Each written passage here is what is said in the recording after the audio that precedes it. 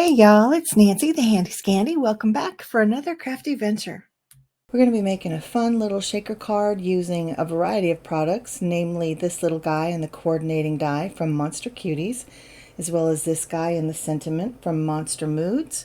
And of course we'll have these dies with the Shaker Maker banner dies, as well as the wonky stitched rectangle dies and the frame label dies, as well as the beautiful pattern paper from the BOOkeh 6x6 pattern paper pack.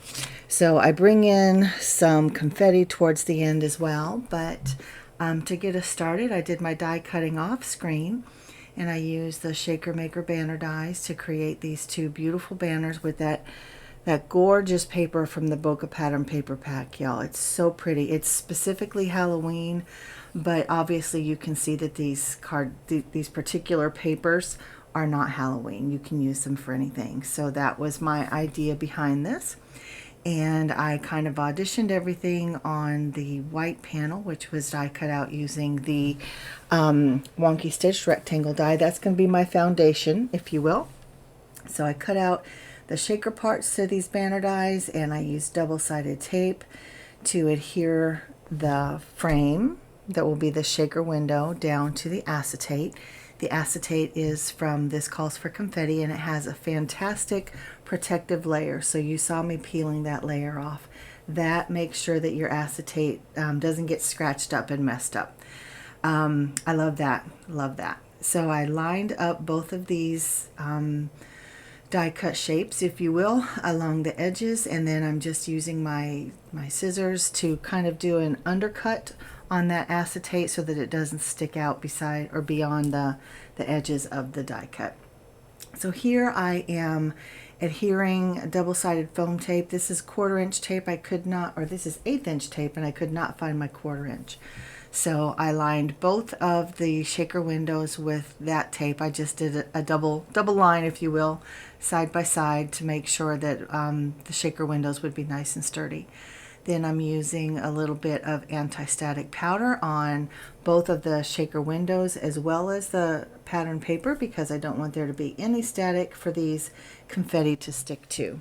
And so I'm using the iridescent clear, whoop, I'm dropping things, the iridescent clear confetti, as well as the golden beryl, B-E-R-Y-L, the lime, and the glossy white.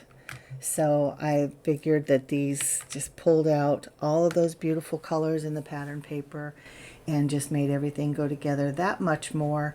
And yeah, using my little spoon to make sure that I don't pour out too much, because I tend to, and you can see especially on that green one, I was piling it up.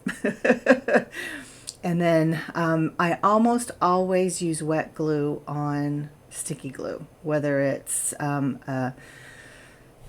foam adhesive or double-sided adhesive. I almost always use wet glue so that I have the wiggle room. And that on that small banner, that was case in point why I wish I had put the wet glue, because I put it down wonky.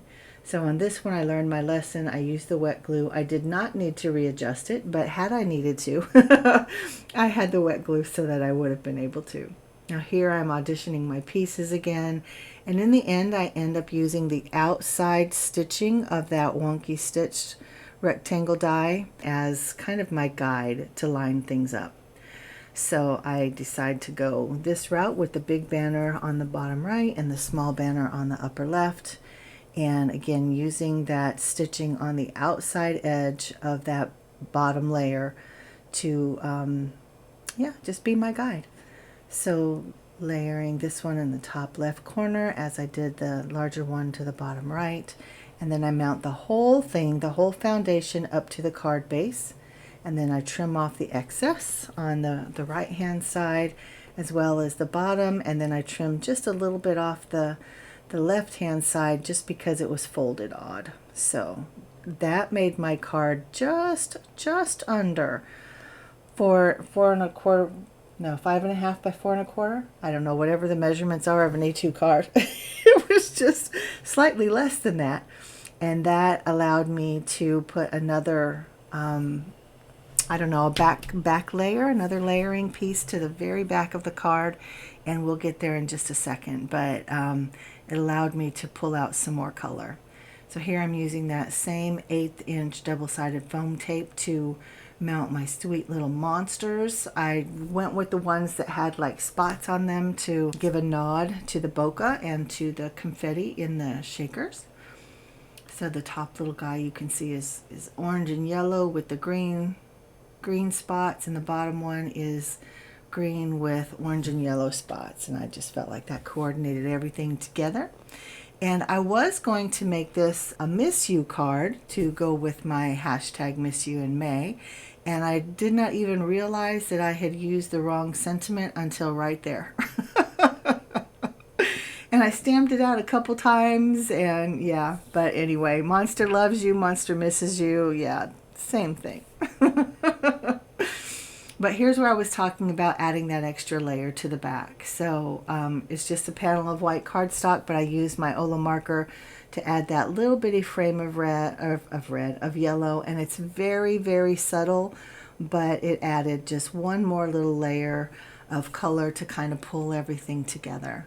And so here's the finished card, double shakers, and it's very cute. And now, you know, if you're going to mail this, of course, you're going to have to pay a little bit of extra postage, or you can put, you know, another layer in there to kind of protect your work.